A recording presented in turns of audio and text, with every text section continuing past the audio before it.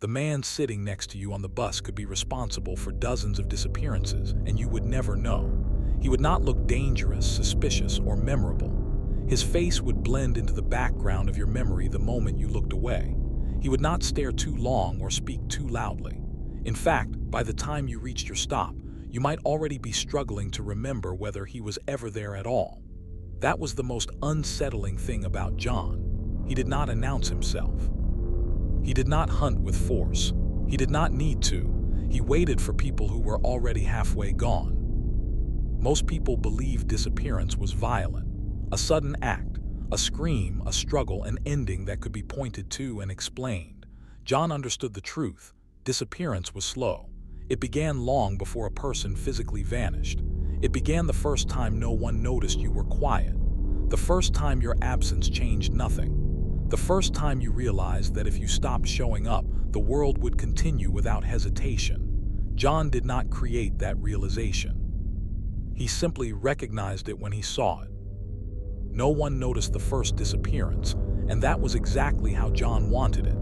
In a city flooded with noise, despair had learned how to whisper instead of scream. People vanished every day for reasons buried under paperwork, distractions, and exhaustion. A missed phone call became routine. An unanswered message became forgotten.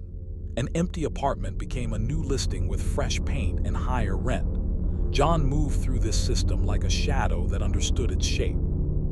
John lived alone in an aging apartment building near the outer limits of the city, a place where streetlights flickered more than they illuminated and the air always felt heavier at night.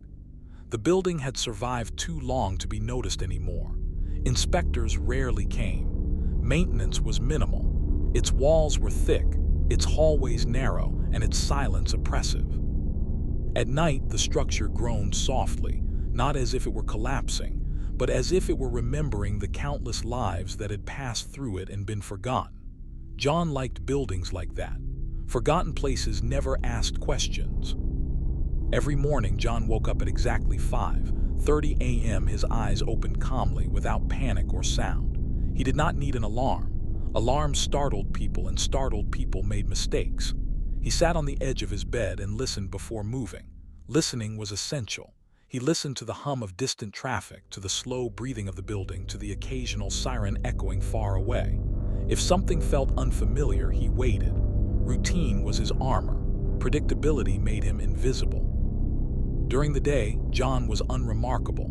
His clothes were neutral, his posture forgettable, his expression unreadable. He blended into crowds with unnatural ease. At night, he worked as a cleaner at a private medical research facility, a job that placed him in corridors no one paid attention to. Scientists walked past him while discussing projects he was never supposed to understand. Security guards waved him through without a second glance. John existed in the spaces between importance, and those spaces were always ignored.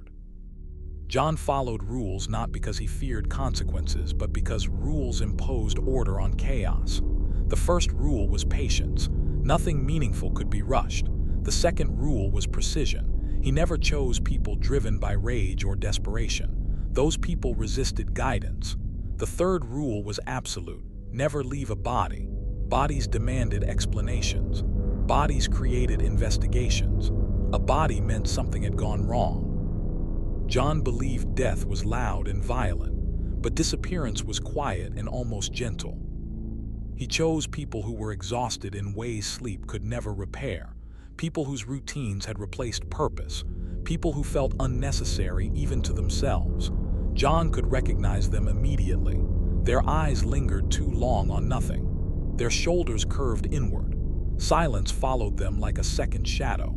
Despair had a shape, and John had studied it for years.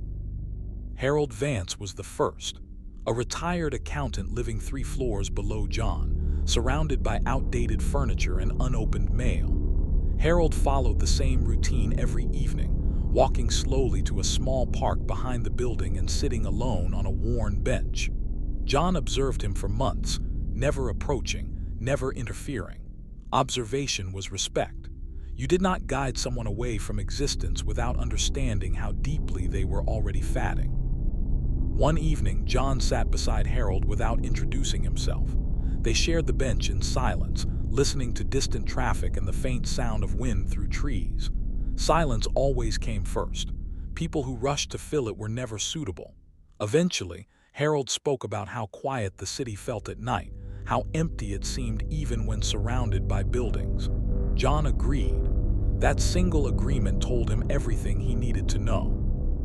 Over several nights, John returned. He listened carefully as Harold spoke about wasted years, about being forgotten by family, about feeling like his life had already ended while his body continued moving out of habit. John mirrored those emotions with precision, never exaggerating, never comforting too much. When he finally spoke of a place where people could begin again, where names could be erased and memories softened, Harold did not hesitate. Hope delivered at the right moment required no proof. They boarded a late-night bus together. Cameras malfunctioned that night, as they often did. Digital records failed to save. The driver later insisted only one passenger had boarded. Harold Vance was never reported missing. His apartment was cleared within weeks. His name disappeared quietly from databases. John slept peacefully that night, convinced he had done something merciful. Over the following years, 27 people vanished. Different ages, different professions, different neighborhoods. There were no patterns authorities could identify.